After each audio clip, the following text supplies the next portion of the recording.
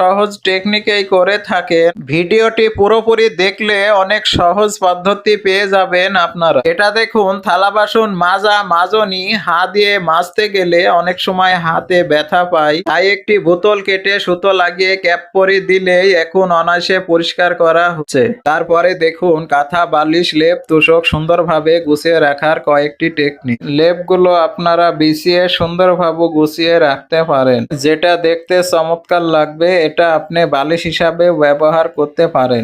আরো দেখাবো, তার আগে এটা দেখুন, কোনো একটি জায়গাতে আপনাকে গোল করে দাগ দিতে হবে। এই টেকনিকটা আপনি অবলম্বন করতে পারেন সুতো দিয়ে গোল করে মার্কার করে। তারপরে দেখুন, এটাও বেশ চমৎকার। বেসিনে ময়লা আবর্জনা থাকলে একটু দূরে কোনো পানি দেওয়া যায় না, বেলুন লাগিয়ে বেলুনটা ফুটো করে এরকম পানি দিতে পারবেন চারিদিকে। আর তোর একটি মোজা সুন্দরভাবে গুছিয়ে রাখার একটি টেকনিক। এই যে দেখুন, দেখতেও ভালো লাগছে, মনের মধ্যে প্রফুল্লতা সৌন্দর্য আসে আর কি। আপনি দাঁড়িয়ে আছেন, পানির প্রয়োজন কিন্তু অনেক নিচে, সেখানে আপনি যেতে পারবেন না, কিন্তু এই টেকনিকটা অবলম্বন করতে পারেন। আমার কাছে বেস্ট মনে হয়েছে। আর একটা বেস্ট মনে হয়েছে, সেটা পরে দেখাচ্ছি।